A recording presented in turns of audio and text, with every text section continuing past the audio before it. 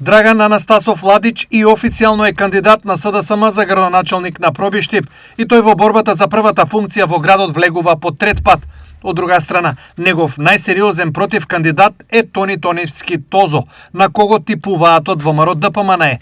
Меѓу овие двајца кандидати има интересна приказна, бидејќи Тозо, прв човек на Пробиштип, беше во периодот од 2009 до 2017 година, но третиот обид му пропадна, бидејќи на тогашните избори победија СДСМ и Ладич, кој победи и на наредните избори во 2021 година. Сега сликата се повторува. И Тозо и Ладич пак ќе се борат еден против друг.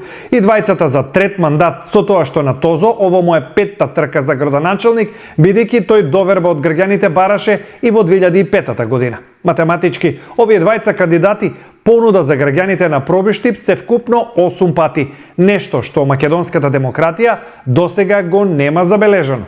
Сепак меѓу нив има и трет кандидат за градоначалник кој пред себе ја има придавката независен. Станува збор за професор по физичко воспитување кој документи поднел до Државната изборна комисија, но треба истото да го стори и до Општинската изборна комисија.